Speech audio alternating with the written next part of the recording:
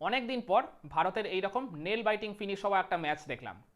দিন শেষে ম্যাচের রেজাল্টটা যদি আমাদের পক্ষে আসতো তাহলে না হয় আরেকটু খুশি হতে পারতাম। দ্বিতীয় টি-20 ম্যাচে সাউথ আফ্রিকার ক্যাপ্টেন এইডেন মার্করাম টস জিতে প্রথমে ভারতকে ব্যাটিং করতে পাঠিয়েছিলেন। তো এই দিনের সেন্ট জর্জেস পার্কের উইকেটটা ওই আগের দিনের কিংস মিডের উইকেটের মতো একদম যে পাটা উইকেট ছিল আপনি এটা একবারেই বলতে পারবেন না। খুবই ট্রিকি টাইপের একটা সারফেস ছিল যেখানে ব্যাটারদের জন্য রান করাটা খুবই চ্যালেঞ্জিং একটা বিষয় হয়ে দাঁড়িয়েছিল। তো সেই পার্টিকুলার রিজনের জন্যই ভারতের ব্যাটাররা ইনিংসের শুরু থেকেই স্ট্রাগল করতে থাকে। ভারতের ইনিংসের একদম দ্বিতীয় বলেই মার্কো জনসন তুলে নেন সঞ্জু স্যামসনের উইকেটটা। সঞ্জু স্যামসন ওই একটা উইকেট ছেড়ে তাকে ডাউন দ্য উইকেটে একটা বড় শট খেলবেন বলে রেডি হয়েছিলেন, কিন্তু বলের লাইন আর লেংথ পুরোপুরি মিসজাজ করে তিনি ওই জায়গায় বোল্ড হয়ে গেলেন। ফলে 0 রানেই ভারতের প্রথম উইকেটের পতন ঘটল। আর শুধু তাই নয়, মার্কো জনসন প্রথম ওভারটা মেডেনও নিয়ে নিলেন। এর ঠিক পরের ওভারেই জেরাল কোয়েটসকে প্রথমেই একটা বাউন্ডারি মারলেন অভিষেক শর্মা।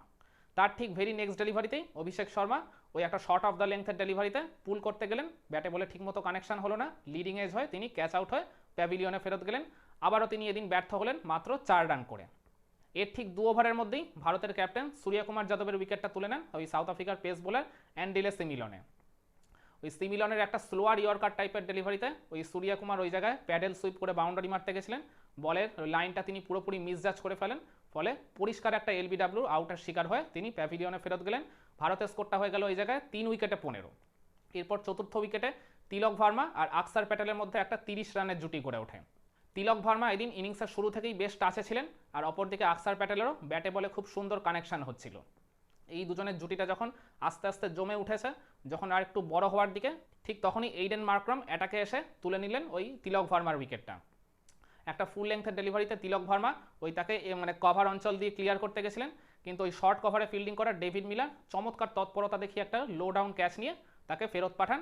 ফলে ভারতের স্কোরটা হয়ে গেল ওই জায়গায় 4 উইকেটে 45, আর তিলক ভার্মা 20 বলে 20 রান করে আউট হয়েছেন।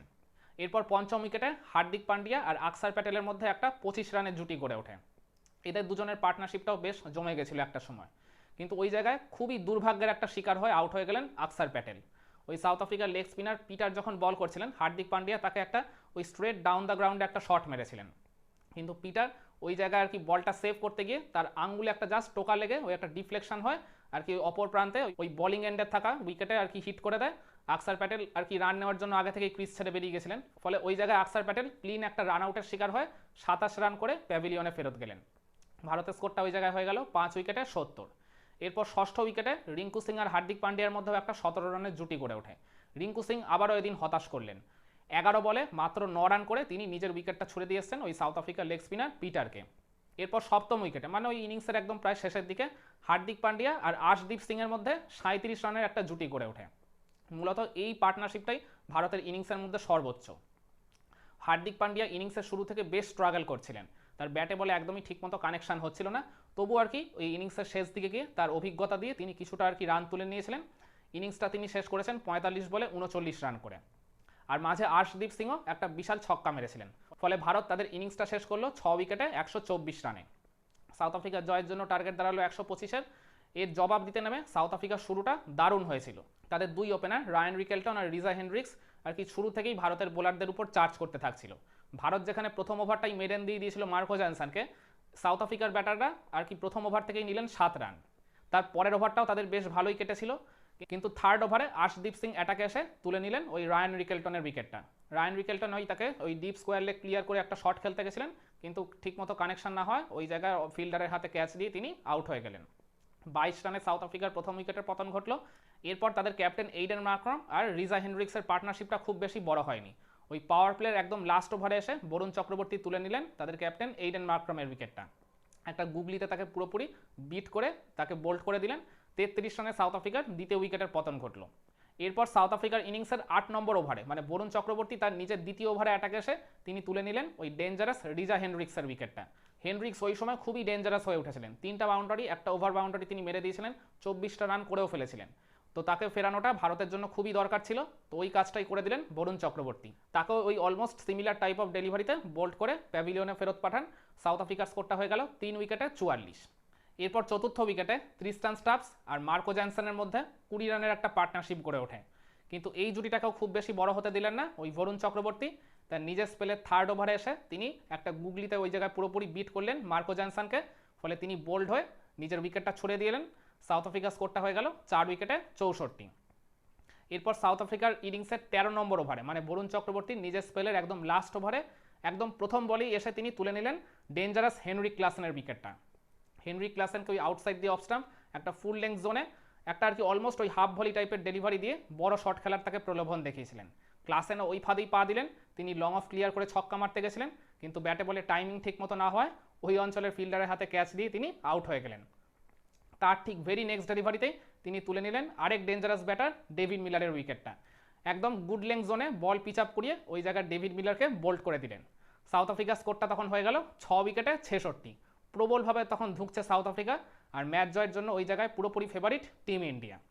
কিন্তু এরপর সপ্তম উইকেটে ক্রিস্টান স্টাবস আর অ্যান্ডি সিমিলনের মধ্যে একটা 20 রানের পার্টনারশিপ গড়ে ওঠে, কিন্তু এই জুটিটাকে ভাঙন ধরান রবি বিষ্ণই। রবি বিষ্ণুর একটা গুগলিতে ওই জায়গায় পুরোপুরি বিট হয়ে বোল্ড হয়ে গেলেন অ্যান্ডি সিমিলনে। সাউথ আফ্রিকার স্কোরটা হয়ে গেল 7 উইকেটে 86। কিন্তু এরপর অষ্টম উইকেটে জেরাল্ড কোয়েটজে এসে কামাল দেখালেন। সাউথ আফ্রিকার আর কি জয়ের জন্য লাস্ট 4 ওভারে প্রয়োজন ছিল 37 রান। ওই পার্টিকুলার মোমেন্টে তখন প্রত্যেক ওভারে 5-6 রান তুলতে গিয়ে ব্যাটারদের কালঘাম ছুটে যাচ্ছিল, কিন্তু তখন ওই জায়গায় সাউথ আফ্রিকার আস্কিং রেট উঠে গেছিল 9-এর উপর।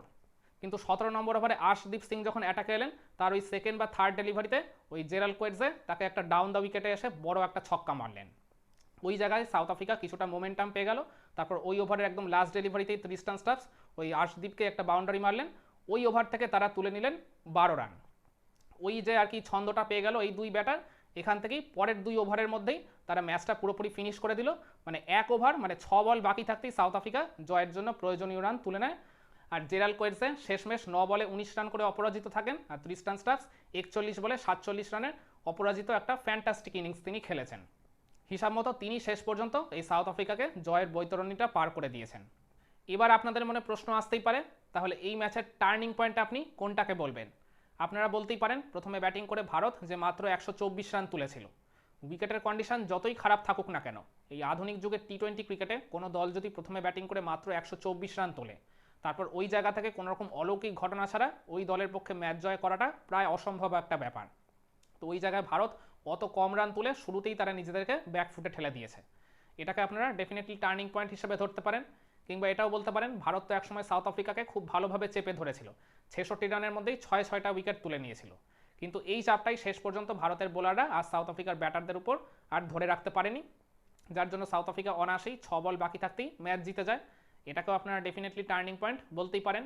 কিংবা এটাও বলতে পারেন আর কি উইকেটে যেখানে আর কি রান তোলাটাই খুব কষ্টকর একটা ব্যাপার হয়ে গেছিলো, সেখানে সাউথ আফ্রিকা তাদের ইনিংসের লাস্ট 3 ওভারে মানে ওই তাদের শেষ 2 ব্যাটার জেরাল্ড কোয়েটজে আর ক্রিস্টান স্টাবস মিলে 3 ওভারের মধ্যেই 40 রান তুলে ফেলে। ভারতের বোলাররা ওই জায়গাটায় যে দেদার্সে রান বেরিয়ে গেছে, ওটাকেও আপনারা টার্নিং পয়েন্ট হিসেবে তুলে ধরতেই পারেন।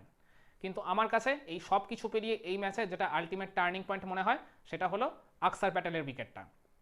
খেয়াল করে দেখুন আকসার প্যাটেল খুব সুন্দর টাচে ছিলেন, তার ব্যাটে বলে সুইট টাইমিং হচ্ছিল, 21 বলে তিনি 27 রান করেও ফেলেছিলেন 4-4টা বাউন্ডারি বিনিময়। তো আমি স্টিল বিশ্বাস করি আকসার প্যাটেল যদি ওই জায়গাটায় ওই রকম চরম দুর্ভাগ্যের শিকার হয়ে যদি রান আউটটা না হতেন, তাহলে ভারতের স্কোরটা ওই জায়গায় অনায়াসেই 140 বা 150-এর উপর চলে যেতেই পারত, আকসার প্যাটেল যদি আর কয়েকটা ওভার ক্রিজে থাকতেন। তো 140 বা 150 প্লাস স্কোর যদি ভারত করতে পারতো এই ম্যাচে, তাহলে আমি একদম নিশ্চিত এই ম্যাচটা ইন্ডিয়া জিতেই ফিরত। সেই কারণে আমার মনে হয় আকসার প্যাটেলের উইকেটটাই এই ম্যাচের আলটিমেট টার্নিং পয়েন্ট। তো আপনারাও কি এই ম্যাচের টার্নিং পয়েন্ট নিয়ে আমার সাথে একমত, নাকি আপনাদের মতে এই দ্বিতীয় টি-20 ম্যাচের টার্নিং পয়েন্ট ভিন্ন কিছু? কমেন্ট করে আপনার মতামতটা জানাবেন নাকি।